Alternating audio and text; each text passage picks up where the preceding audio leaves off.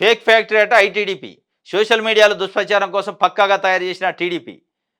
తెనాలికి చెందిన గీతాంజలి అనే గృహిణి తనకు జగనన్న కాలనీలో ఇంటి పట్టా వచ్చిందని తన సొంత ఇంటి కల నెరవేరబోతుందని ఆనందంగా చెప్పడానికి టీడీపీ సోషల్ మీడియా జీర్ణించుకోలేకపోయింది. గీతాంజలిని సోషల్ మీడియాలో తీవ్రంగా వేధించింది. అత్యంత దారుణంగా బూతులు తిడుతూ పోస్టులు పెట్టింది. వాటిని భరించలేక భయపడి ఆమె ఆత్మహత్య చేసుకుంది. గీతాంజలి ఇద్దరు ఆడపిల్లలు తల్లి ప్రేమకు దూరమయ్యారు. గీతాంజలికి ఇద్దరు ఆడపిల్లలు కూడా ఉన్నారు పాపం. సోషల్ మీడియా యాక్టివిస్టుల్ని అసభ్యకరమైన పోస్టులు పెట్టొద్దని చంద్రబాబు నాయుడు గారు, తెలుగుదేశం పార్టీ నాయకులు గగ్గోలు పెడతారు. పవన్ కళ్యాణ్ గారు అయితే నా పిల్లల గురించి కూడా, నా కూతుర్ల గురించి కూడా పెట్టారు, ఆవేదన వ్యక్తం చేసిండు. మరి గీతాంజలి ఆడబిడ్డ కాదా? గీతాంజలి మనిషి కాదా? గీతాంజలి ఒక తల్లిగా ఇద్దరు ఆడపిల్లలని అనాథాలు చేసి చనిపోయే పరిస్థితిని క్రియేట్ చేసింది ఐటీడీపీ అట. దాని మీద మీరు ఎందుకు కామెంట్ చేయరు? దాని మీద ఏమైనా కేసులు నమోదైనా? ఎవడి మీద అయినా కేసులు నమోదు అనేది కూడా ఇవాళ ప్రశ్న. వైఎస్ జగన్మోహన్ రెడ్డి ముఖ్యమంత్రిగా ఉన్నప్పుడు ప్రవేశపెట్టిన ఇంగ్లీష్ మీడియం స్కూల్లో చదువుకొని ఆంగ్లంలో అద్భుతంగా మాట్లాడుతున్న బెండపూడి బాలికలపై కూడా టీడీపీ సోషల్ మీడియా బరితెగించి ట్రోల్ చేసింది. ఈ పిల్లల ప్రతిభను ఐక్యరాజ్య సమితి గుర్తించిన ఐటీడీపీ మాత్రం తీవ్రంగా వేధించింది. పేద పిల్లల ఆత్మవిశ్వాసం దెబ్బతినేలా పోస్టులు పెట్టింది. వారు బయటకు వచ్చి మాట్లాడాలంటే భయపడే పరిస్థితి తీసుకొచ్చింది. ఇది ఎందుకంటే గవర్నమెంట్ స్కూల్లో చదువుకునే ఎస్సీ ఎస్టీ బీసీ పిల్లల్ని కించపరిచింది. అంటే నారా లోకేష్ గారు కుమారుడే మాట్లాడతారు ఇంగ్లీషు? చంద్రబాబు నాయుడు గారు ఫ్యామిలీనే మాట్లాడిద్దా ఇంగ్లీషు? ఇక వేరే వాళ్ళు మాట్లాడరా? నేర్చుకోరా? ప్రతిభ ఉండదా? మెదడు ఉండదా? కానీ కించపరచడం. ఎట్లా మాట్లాడతారు ఎస్సీలు ఎస్టీలు బీసీలు అనే ఒక కుట్రపూరితమైన కుల అహంకారమా? లేదంటే జగన్మోహన్ రెడ్డి పెట్టిన స్కూల్లో ఇంగ్లీష్ మాట్లాడుతున్నారు కాబట్టి అది బయటికి రావద్దనే అహంకారమా? ఐటీడీపీ అనే దాంట్లో ఇవన్నీ చేశారు. మరి ఇది అరాచకం కాదా? దీన్ని వేధింపులు అనరా? ఇది అసభ్యకరమైన పోస్టులు అనరా? దీనిపైన ఎందుకు పవన్ కళ్యాణ్ గారు మాట్లాడరు? దీనిపైన ఎందుకు సోకాళ్ళు మీరు జర్నలిస్టులు మేము అసభ్యకరమైన పోస్టులు పెడితే ఇది చేస్తాం అని చెప్పి మాట్లాడేవాళ్ళు ఎందుకు మాట్లాడరు? అంటే ఇది ఒక ఫేక్ ఫ్యాక్టరీ అట ఐటీడీపీ.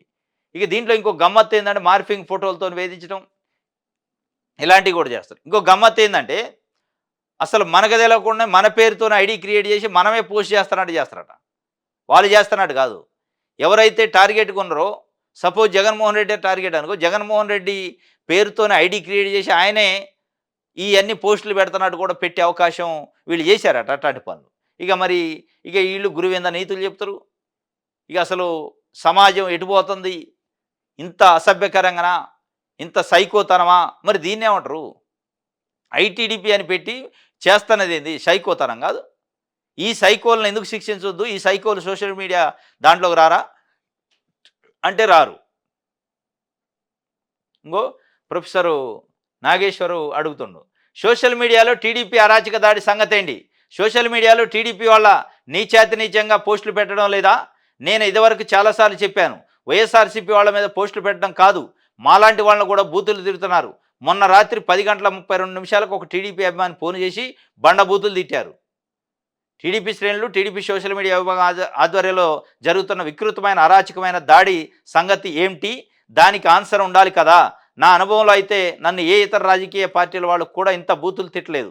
చంద్రబాబు పేటీఎమ్ము, నువ్వు కమ్యూనిస్టువు, కాంగ్రెసోనివి, నువ్వు బీఆర్ఎస్ వాడివి, ఇట్లా రకరకాలుగా అన్నారు. కానీ ఇలా బూతులు అయితే తెలుగుదేశం పార్టీ వాళ్ళు తిట్టినట్లు ఎవరూ తిట్టలేదు.